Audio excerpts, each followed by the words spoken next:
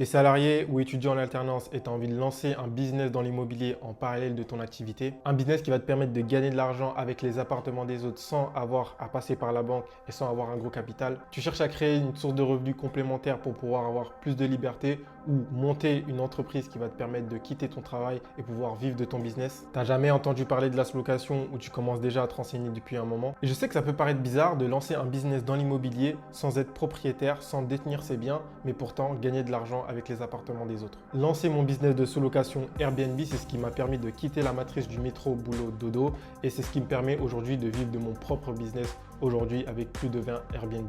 Je suis parti totalement de zéro et si je l'ai fait, toi aussi tu peux le faire. Il te suffit simplement d'être déterminé et d'avoir les bonnes informations. Et dans cette vidéo, que tu veuilles 3, 5, 10, 50 sous-locations, je vais te donner ma méthode qui va te permettre de développer et signer tes premiers appartements pour ensuite bâtir ton empire de sous-location Airbnb. Mais avant ça, laisse-moi t'expliquer comment je suis arrivé là. Je viens d'une famille où voilà, on m'a toujours dit que les études c'était la voie de la réussite et j'ai toujours suivi ce chemin sans réel but et sans savoir ce que j'allais réellement faire comme métier par la suite. Puis un jour pendant les vacances scolaires, j'étais encore au lycée pendant cette période-là, je suis tombé sur une vidéo de Tammy Cabage, c'est un grand investisseur français qui parlait du concept de la rat race. C'est une vidéo sur laquelle je suis tombé totalement par hasard sur YouTube et cette vidéo, elle a littéralement changé ma vie. Cette vidéo de Tammy Cabage, elle expliquait le concept du métro, boulot, dodo et ce qui amenait à ce qu'il appelait une vie d'esclavage moderne. Et surtout pour nous, notre génération, de travailler pendant 40 ans pour enrichir un patron et ensuite avoir une retraite misérable,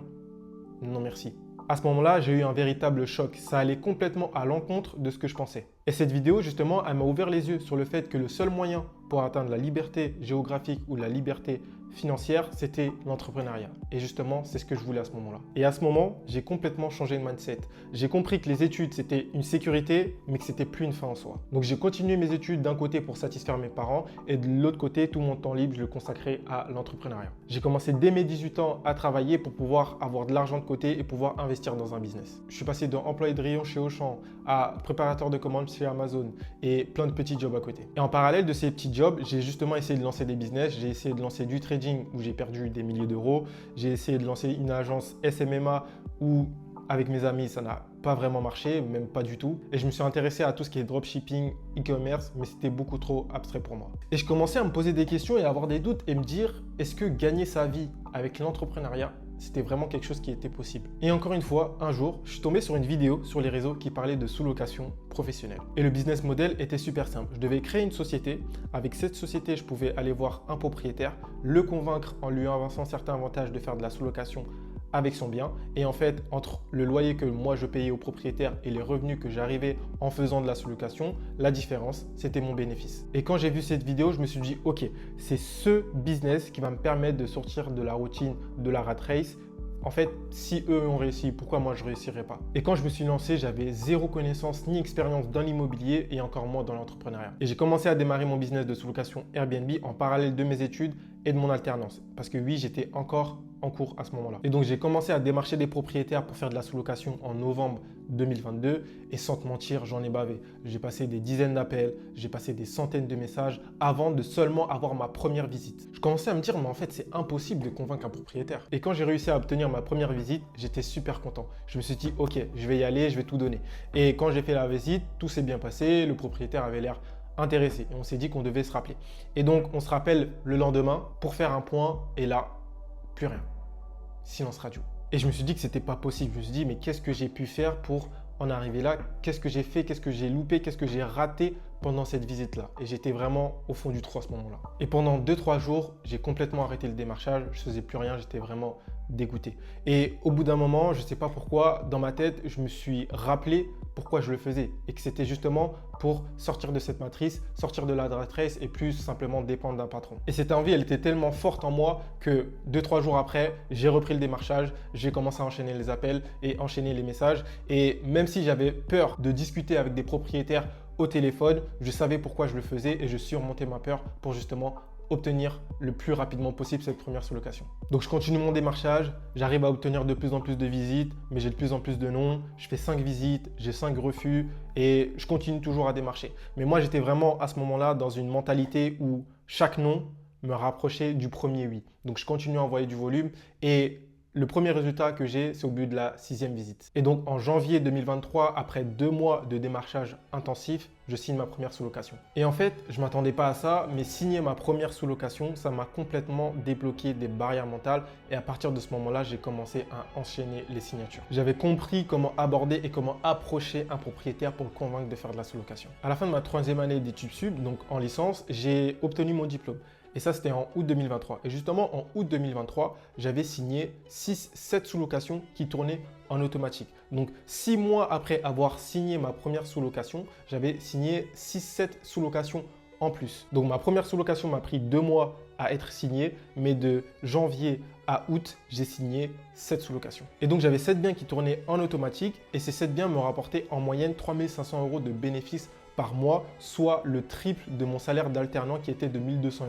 Donc en ce moment-là, en ayant vu ce que j'ai pu faire, en ayant une activité en parallèle, en étant étudiant en alternance, je me suis dit que si je m'y mettais à 100%, je pourrais faire quelque chose de grand. Et donc j'ai décidé à ce moment-là de ne pas partir sur un master, mais d'arrêter mes études à mes licences en obtenant donc, mon bac plus 3 et de continuer à développer, à scaler mon business de sous-location Airbnb. Et aujourd'hui, j'ai plus de 20 Airbnb qui me rapportent tous les jours de l'argent en quasi automatique. Et si tu veux faire la même chose, voici comment faire. Il y a 4 étapes essentielles pour développer ton business de sous-location Airbnb et je vais te les partager maintenant. D'abord, la première chose, c'est que tu dois légaliser ton activité.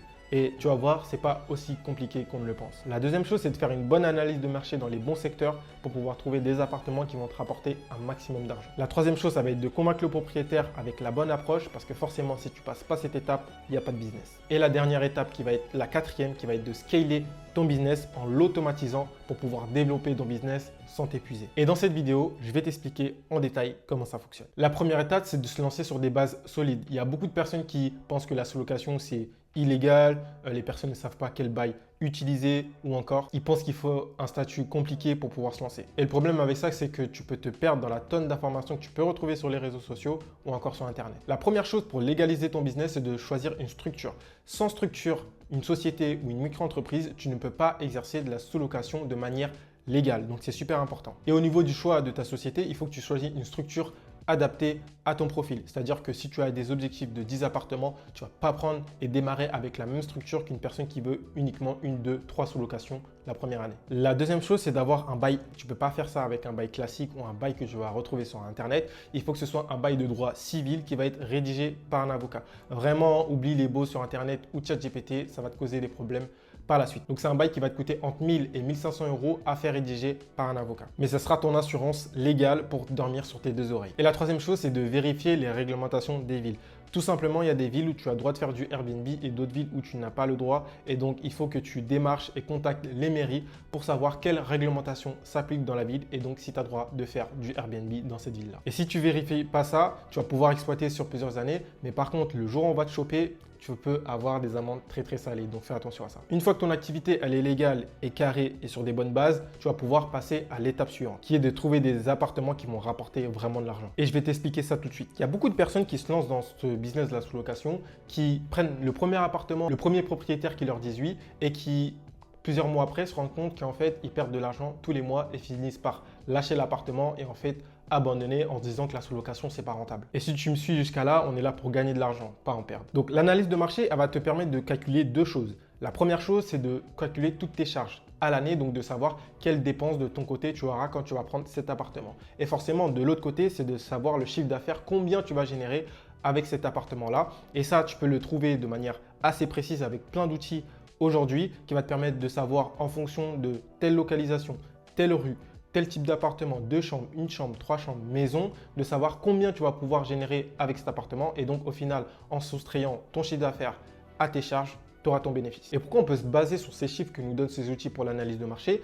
Ce n'est pas des chiffres qui sortent de leur chapeau, c'est des chiffres qui sont basés sur des appartements qui sont déjà sur le marché. C'est-à-dire, en mettant une adresse, par exemple, sur un logiciel, tu vas pouvoir retrouver toutes les annonces qu'il y a sur Airbnb ressemblant à ton bien et justement ce logiciel va faire une moyenne de ce que tu vas pouvoir générer. Donc c'est vraiment du concret et une fois que tu maîtrises ça, tu ne choisis plus des appartements au hasard. Tu sais combien tu vas générer, tu sais combien ça va te coûter et tu connais ton bénéfice. Et donc tu sauras exactement quel bien prendre pour avoir de la rentabilité et générer un maximum de cash. Et surtout éviter les premiers biens qui ne sont pas rentables parce que oui, tu ne vas pas forcément accepter le premier bien d'un propriétaire qui sera d'accord pour faire de la sous-location. Si forcément ce bien n'est pas rentable, tu ne vas pas le prendre. Et là, on arrive à l'étape cruciale, convaincre un propriétaire. C'est sûrement la plus grosse barrière que les personnes qui se lancent dans la sous-location professionnelle rencontrent. Comment un propriétaire va accepter que je fasse de la sous-location avec son bien? Ce que tu dois comprendre, c'est que les propriétaires, ils ont des peurs. La peur d'avoir des mauvais locataires. Et leur peur numéro 1, c'est d'avoir un locataire qui ne paie pas le loyer. Et je suis sûr que tu as déjà entendu parler, que ce soit dans les médias, l'un de tes proches ou même sur les réseaux sociaux, un problème avec un locataire qui ne paie pas le loyer et qui squatte totalement légalement et qui ne peut pas être expulsé de l'appartement. Et en France, un locataire classique, il peut commettre plusieurs impayés. Le propriétaire n'a aucun droit d'expulsion immédiate du locataire. Je sais, ça peut paraître fou à entendre, mais c'est la réalité. Et si le propriétaire il veut virer son locataire, il doit entamer une procédure d'expulsion. C'est quelque chose qui est très très long parce qu'il y a des périodes de trêve hivernale. La trêve hivernale, en fait, c'est une période où le locataire, parce que voilà, à cause de la saison, il ne peut pas être mis à la porte. Donc en fait, ça prend en moyenne 2 ans. Pendant toute cette période-là, le propriétaire, il n'a pas de loyer qui tombe. Et en sachant que le propriétaire, lui, de son côté, il a toujours un crédit sur le dos. Donc ça veut dire qu'il sort de l'argent de sa poche pour pouvoir payer son crédit. Et nous, c'est justement sur cette peur-là qu'on va jouer. C'est-à-dire que nous, quand on va, une société de sous-location, louer un bien avec un propriétaire, le propriétaire, nous, dans le bail avec lequel on travaille, il y a une clause qui dit que le propriétaire peut nous expulser au moindre impayé. Et ça veut dire que le propriétaire, il n'a pas besoin d'attendre 2 ans pour nous expulser comme un locataire traditionnel. De notre côté, c'est impayé égale dehors immédiatement. Et comme on l'a vu dans la partie juste avant, nous, on fait une analyse de marché avant de prendre le bien. Donc nous, de notre côté, on n'a aucun risque à mettre cette clause dans le bail parce qu'on sait qu'on va être rentable avec le bien. Et du côté du propriétaire, ça le rassure énormément. Est-ce que tu comprends pourquoi maintenant les propriétaires acceptent des sociétés de sous-location en tant que locataires? C'est parce que tout simplement, en fait, eux, ils ont plein d'avantages derrière. On a beaucoup plus d'avantages, notre profil en tant que société de sous-location qu'un locataire traditionnel. Et ce que je viens de te citer là, c'est uniquement un seul avantage d'avoir un locataire qui est une société de sous-location. Des avantages, il y en a une dizaine. C'est pour ça que quand tu commences à travailler avec un propriétaire et qu'il voit tous les avantages dans le concret qu'il a à travailler avec toi, au final, il finit par te confier tout son parc. Et c'est exactement ce qui m'est arrivé à moi avec les propriétaires avec qui je travaille. Et donc, les deux choses qui importent le plus à un propriétaire, c'est d'avoir un locataire qui paie le loyer en temps et en heure et avoir un locataire qui prend soin de son appartement. Si tu arrives à démontrer déjà ces deux avantages au propriétaire, c'est bouclé. Donc vraiment convaincre un propriétaire, ça repose sur ça. Savoir expliquer les avantages de la sous-location au propriétaire. Une fois que tu as convaincu ton premier propriétaire, il ne te reste plus qu'à mettre ton business en pilotage automatique. Et là, on arrive à une étape super importante qui fait la différence entre une personne qui galère à gérer un bien sur Airbnb et une personne qui en gère 20 de manière assez tranquille. Et ça, c'est grâce à l'automatisation. Et ce qu'il faut comprendre ici, c'est que tu ne peux pas tout faire toi-même. Si tu dois gérer les ménages, la maintenance, les check-in, les check-out, les messages, tu vas pas t'en sortir. Et donc, il faut déléguer et automatiser. Le maximum de tâches et surtout les tâches qui sont les plus chronophages, c'est surtout ça que tu vas automatiser. Donc, par exemple, tu vas pouvoir mettre en place des messages automatiques pour guider les voyageurs pendant toute leur réservation. Tu vas pouvoir mettre en place des boîtes à clés pour que le client puisse arriver en autonomie dans l'appartement et que tu n'aies pas besoin de devoir te déplacer à chaque arrivée de voyageurs. Et surtout, recruter une bonne équipe de ménage qui va pouvoir savoir en autonomie également de son côté, savoir quand intervenir et quand faire les ménages dans l'appartement. Le résultat de tout ça, une fois que tu t'es lancé et que tu as bien automatisé les bonnes tâches, c'est que tu seras plus du tout sur le terrain, tu seras vraiment en mode manager, en mode pilotage automatique à superviser ce qui se passe. Et ce temps libre que tu dégages, tu vas pouvoir le consacrer à aller chercher des nouveaux appartements ou tout simplement passer du temps avec ta famille, tes amis, profiter de tes revenus, voyager. On a tous son petit truc à soi. J'espère que cette vidéo, elle a réellement pu t'aider. Moi, c'est grâce à la sous-location Airbnb que je peux vivre à 100% de mon business aujourd'hui. Et n'oublie pas, pour moi, c'est une simple vidéo sur les réseaux, sur YouTube qui m'a permis d'avoir ce déclic et de changer mon destin. Et donc, j'espère que cette vidéo, elle va te permettre d'avoir ton déclic. Si tout ça, ça te parle et que tu veux développer un business de sous-location Airbnb, que ce soit pour développer un complément de revenus en parallèle de ton activité ou créer un business qui va te permettre de quitter ton boulot et vivre pleinement de ton business et que ça t'intéresse potentiellement d'avoir mon aide, clique sur le lien qui est dans la description et envoie-moi masterclass en DM sur Instagram. Et on pourra discuter en DM pour voir si je peux t'aider. En tout cas, j'espère que cette vidéo t'aura plu. À la prochaine. Peace.